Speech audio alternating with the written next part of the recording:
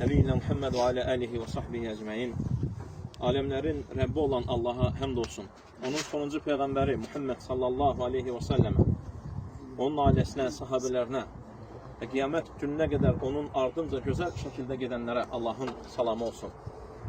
Allah rahmet etsin dayımıza, ailesine, yakınlarına, qohumlarına, tanıyanlara baş sağlığı verir ve Allah'tan daimimiz üçün rəhmət diliyirik. Allah günahlarından keçsin və bağışlasın. Amin.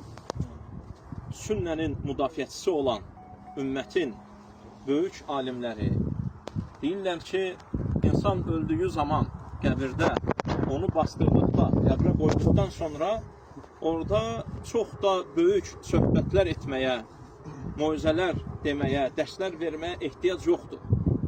Çünki ölümün özü, qəbrin özü, qəbrə qoyulan özü bir nəsihətdir və ibrətdir.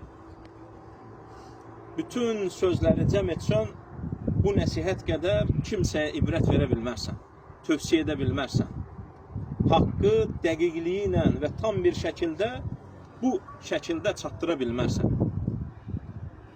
Lakin biz yenə də qısa bir tövsiyə etmək üçün deyirik ki, Uca Allah öz şərəfli kitabında buyurur ki, hər bir canlı ölümü dadacaq. Elə bir qapı, elə bir keçid qoyub ki, hər bir kəs oradan keçməlidir. Və bu ölüm ibrət qapısıdır. Hər bir kəs üçün ibrət alma, dərs alma, bu gündən sonra əməllərini düzəltmə, Allaha yönəlmə, ona getmə, onun yolunda addım atma başlanğıcı olmalıdır. Çünki Muhammed sallallahu aleyhi ve sellem ölümü bizə tərif edəndə, xəbər verəndə, ölümün nə olduğunu bizə danışanda deyir ki, ağızların dadını qaçırdan, ləzzətləri paramparça edən, sevincləri qaldıran ölümü çox haqlıdır.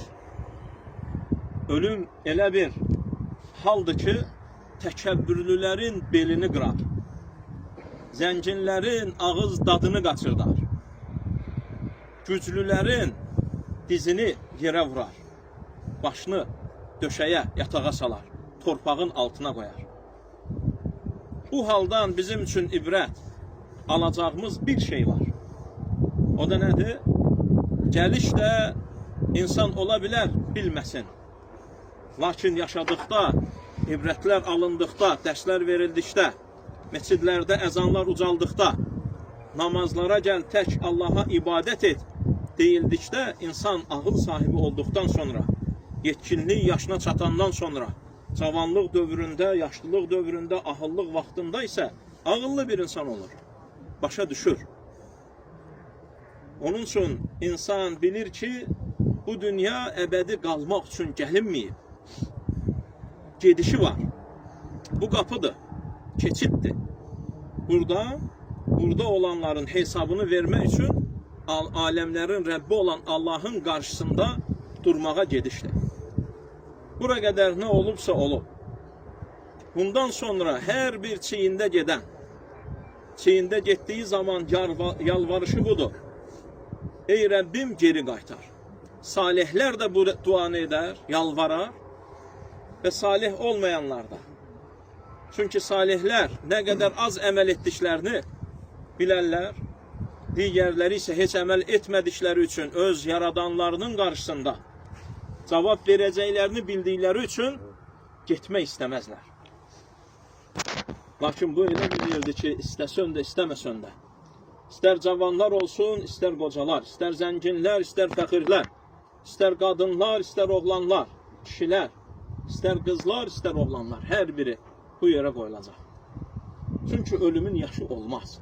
Kimsə düşünməsin ki, mən qocalanda Allaha qaydaram, ibadətləri edərəm, namazları qılaram, günümüzdə olduğu Ramazan orucunu tutaram, yaşlaşanda bunları edərəm. Bu fürsət insana verilməz.